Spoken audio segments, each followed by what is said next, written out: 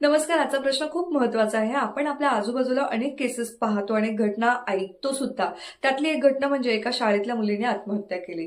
एका कपलनी तर स्वतःचं लाईफ इथे संपवलेलं आहे. पर्सनल कारणामुळे दोघं सेपरेट राहत होते, पण या समाजाने आणि ट्रोलिंगमुळे त्यांनी स्वतःचं लाईफ इथे संपवलेलं आहे. एका विद्यार्थ्याला सिनियर त्रास देतो, आपण म्हणतो रॅगिंग झाली, पण क्लासमेट रोज त्याची बॉडी शेमिंग करतो. ते काय आहे? रॅगिंग की बुलिंग? चला आज हा गैरसमज दूर करूया. रॅगिंग आणि बुलिंग हे दोन्हीही मानसिक छळाचे प्रकार आहेत, पण कायद्याच्या दृष्टीने आणि सायकोलॉजीच्या दृष्टीने त्यांच्यात मोठा फरक आहे. सायकोलॉजी सांगते बुलिंग म्हणजे एखाद्या व्यक्तीला वारंवार जाणीवपूर्वक कमी लेखणे किंवा त्रास देणे. For example body shaming, nickname ठेवणे, सोशल मीडियावर ट्रोल करणे किंवा ग्रुपमधून मुद्दामून बाहेर ठेवणे, रोज त्याचा अपमान करणे. मुलीं शाळेत, कॉलेजमध्ये, ऑफिसमध्ये किंवा अगदी तुमच्या कुटुंबातही होऊ शकते. रॅगिंग हा प्रामुख्याने शैक्षणिक संस्थांमध्ये सिनियरकडून ज्युनियरवर, फॉर एक्झाम्पल जबरदस्तीने गाणी म्हणायला लावणे, अपमानास्पद कृती करायला लावणे, कपडे, भाषा किंवा व्यक्तिमत्वाची खिल्ली उडवणे, मानसिक किंवा शारीरिक छळ करणे. भारतात यूजीसी अँटी रॅगिंग रेग्युलेशन 2009 लागू आहेत. सर्व महाविद्यालयांनी अँटी रॅगिंग कमिटी आणि अँटी रॅगिंग स्क्वॉड ठेवणे बंधनकारक आहे.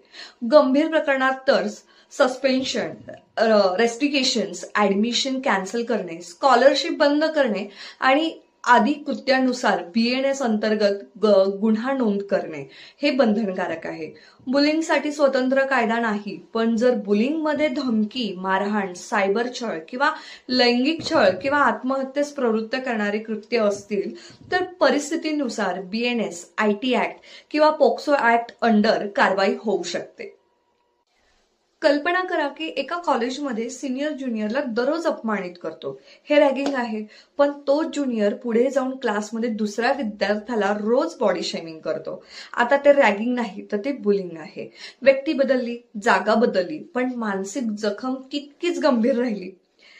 रॅगिंग कॉलेज संपल्यानंतर थांबू शकते, पण बुलिंगमुळे निर्माण झालेली भीती अनेकदा आयुष्यभर संपत नाही. म्हणून कोणत्याही प्रकाराचा मानसिक छळ मजा म्हणून घेऊ नका.